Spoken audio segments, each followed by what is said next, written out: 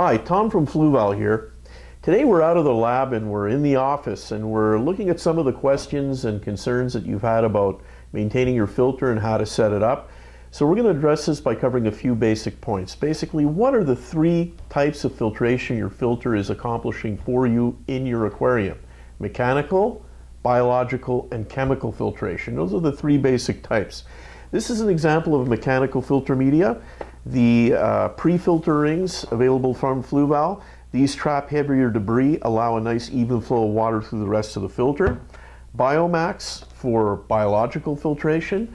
Porous, vast area for denitrifying bacteria, helps keep the toxic compounds from being to be converted to less toxic compounds by denitrifying bacteria. Biofoam, same purpose.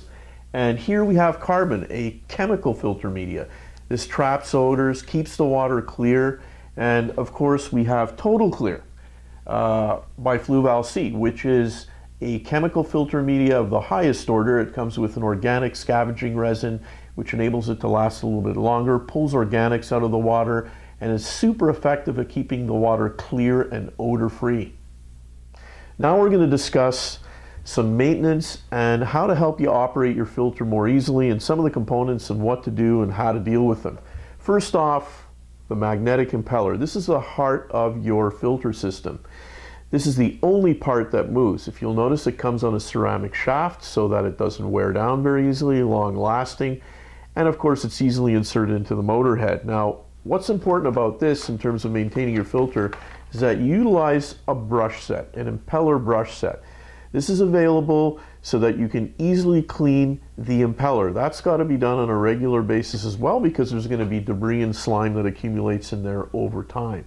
So the brush set will let you clean off the impeller, and it will also allow you to access the impeller well and use it to clean out the impeller well within which your impeller is positioned. So we're going to pop the impeller in there, seats right into the rubber bushing.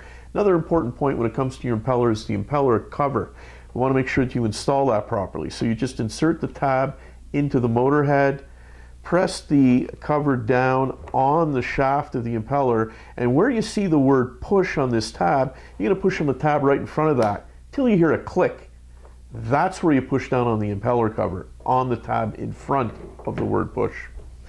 Next up, the O-ring. You can see that we have an O-ring. We've properly seated in the groove around the filter head.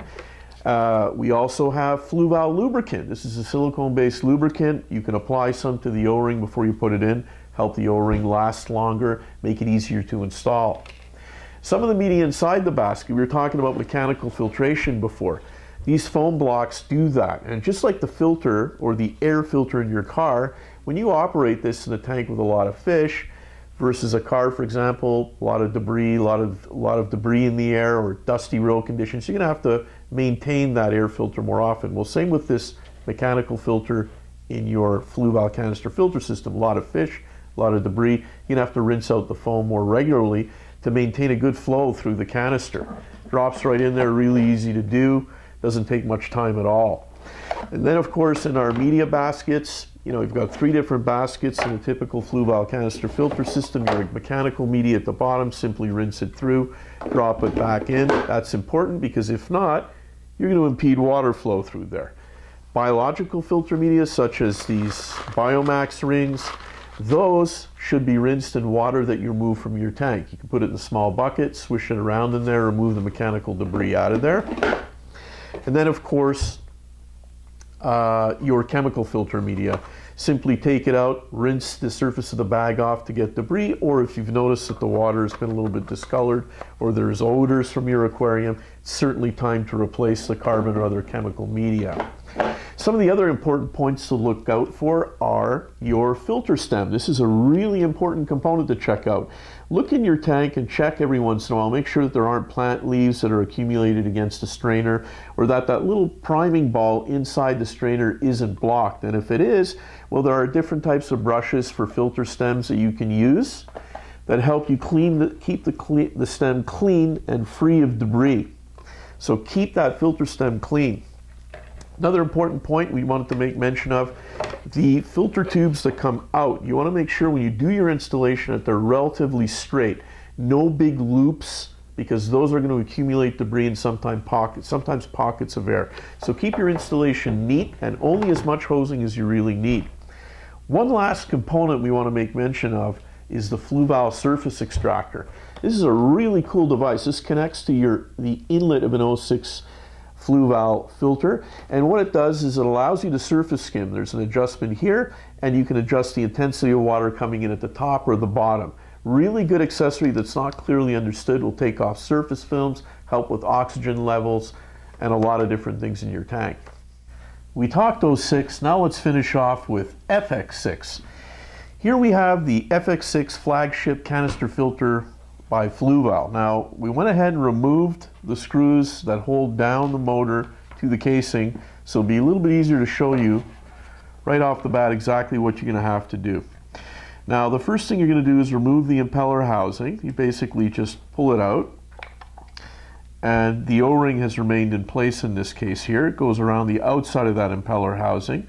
Inside, you're going to see that there's a slot right over there that lines up with this bottom tab on the motor housing. Basically, what you do is just take an impeller brush set and you clean out the impeller well inside and the actual impeller itself. It is actually possible that granular particulate from media, filter media used, for example, could work its way in here. So if your filter would happen to seize at any point in time that you're using it, it could likely be this. Again, this is the only moving part in the filter. This is the first part you're going to investigate if something goes wrong. Now, of course, before you go ahead and remove this motor, you're going to drain your canister. So to install the cleaned impeller back into the motor housing, simply line up this slot with the tab on the motor housing. Just like so. Pops right in, the O-ring is pinned, and it's ready to install back on the filter canister. You just push the motor up against the canister and use the screws to secure it back down. So there you have it. A number of tips to help you enjoy your Fluval canister filter for a long time to come.